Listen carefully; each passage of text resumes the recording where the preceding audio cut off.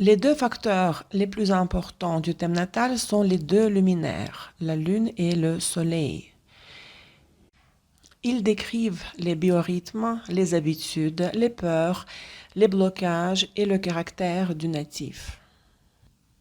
Les autres planètes personnelles, Mercure, Vénus et Mars, sont les outils de la réalisation des luminaires, les instruments de travail sur soi. Notre personnalité est composée de deux parts, la personnalité lunaire et la personnalité solaire. Autrement dit, nous avons deux niveaux de conscience. La conscience lunaire ou conscience enfantine correspond à mon moi au nom de l'enfant intérieur, orienté vers la protection et la stabilité. Cette conscience enfantine se forme avant l'âge de 7 ans et si la personne n'évolue pas, elle reste à ce niveau et continue de vivre selon des réactions lunaires. La plupart des adultes vivent au niveau de la conscience lunaire et leurs actions et décisions ne sont pas dictées par la conscience adulte, mais par l'enfant intérieur. La conscience adulte, correspondante au soleil, vise à réaliser ses désirs et s'oriente vers je veux et l'autoréalisation. La profession, les passions et les talents se voient dans la position de la Lune et du Soleil, car ces deux planètes définissent les caractéristiques de notre personnalité. Fonction numéro 5, protection et sécurité. Stabilité et besoin d'être protégé. Nous recherchons les sources de stabilité et de sécurité. Dans quelle mesure est-ce que je cherche à satisfaire l'instinct d'autoprotection? Avec une lune affligée, la personne ne pense pas à sa sécurité, ne se protège pas, brûle ses forces et ses ressources, n'économise pas son énergie, ce qui finit par nuire à sa vitalité. Et le dernier point concerne les instincts, l'origine animale, les schémas de comportement et les habitudes. Le besoin lunaire, appartenir, éduquer, protéger, est au fond notre besoin de retourner à la source, de ressentir encore et encore le lien avec elle et d'y appartenir. Comme la lune personnifie la femme, la féminité, la maternité, le passé, l'hérédité, la famille, les origines et les ancêtres, dans le thème d'une femme, la lune montre le degré de manifestation de l'instinct maternel. Dans quelle mesure la femme est-elle flexible, adaptable, capable de s'accommoder, de s'ajuster? Comment ressent-elle un enfant, un homme? La position de la lune dans le signe du zodiaque décrit l'attitude typique d'une femme envers un homme et son comportement avec les membres de sa famille. Le programme inconscient et instinctif du comportement humain, ses réponses et réactions aux conditions environnementales, a toujours visé et visera toujours la protection de son intégrité biologique et sociale. Mais au fur et à mesure de son évolution, l'homme ne doit pas cultiver ses peurs instinctives, mais plutôt les éteindre par la force de la raison, en les utilisant uniquement en vue d'une meilleure adaptation au changement de son environnement. Ainsi, la Lune, à travers les phases et les aspects de transit à la Lune natale, tantôt renforce les besoins instinctifs de la personne, tantôt les affaiblit.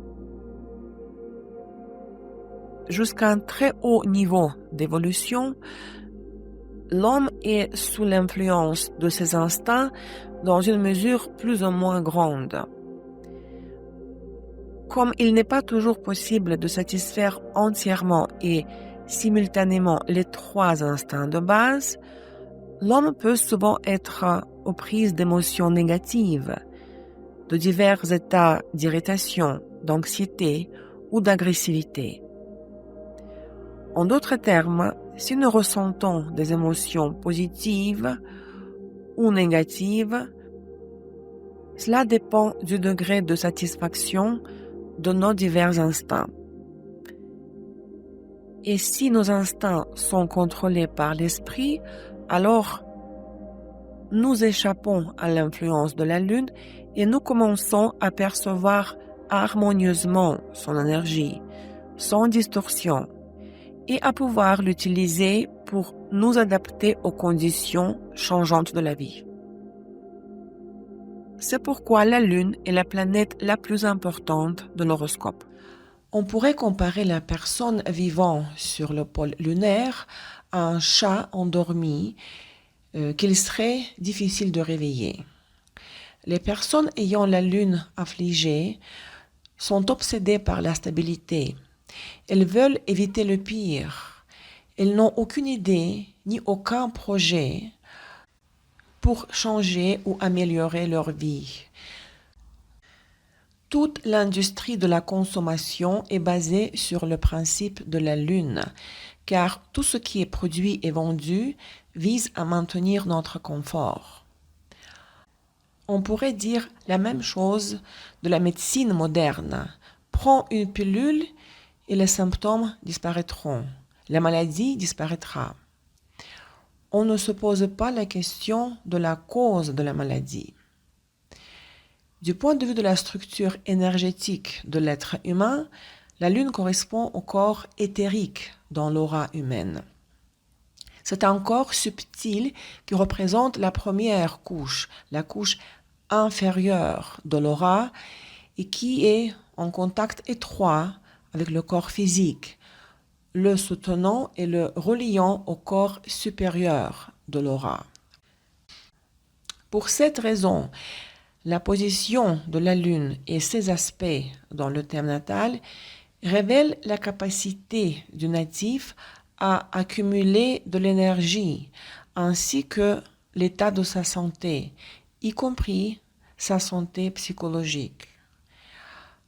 Si la personne ne puise pas son énergie dans le monde astral, c'est-à-dire dans le soleil, elle ne la trouvera que dans les activités symbolisées par la Lune.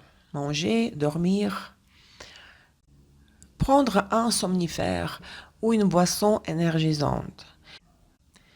La personne ne recevra pas l'énergie de son individualité, de son inspiration et de ses rêves. En vivant sur le pôle lunaire, la personne utilise son thème natal en mode économie d'énergie, même si les autres planètes occupent des positions favorables dans les signes de leur domicile ou si elles sont bien aspectées. La Lune correspond à l'image de la mer telle que je l'aperçois. La position du dispositeur de la Lune dans un signe décrira ce que ma mère est réellement dans le monde matériel. Ma vision de la mer est projetée dans le monde extérieur et à l'âge adulte, je construirai mes relations avec le monde de la même manière. Par exemple, je parlerai au monde avec le langage de la rigidité, de la dureté, des exigences, de la responsabilité si la Lune est en Capricorne ou en aspect avec Saturne. La vision du monde n'est pas liée à Jupiter, mais à la Lune. La Lune affligée en Poisson. Je suis une victime, le monde ne m'accepte pas. Ce sont des programmes altérés et déformés. La Lune affligée en Scorpion. Tous les gens sont mauvais. Le monde n'est pas digne de moi. Il n'est pas à ma hauteur. C'est pourquoi je préfère rester isolé et critiquer tout le monde. Mais même ainsi, cela peut et doit être transmis au pôle supérieur. Par exemple, je lance un business, je prends des risques,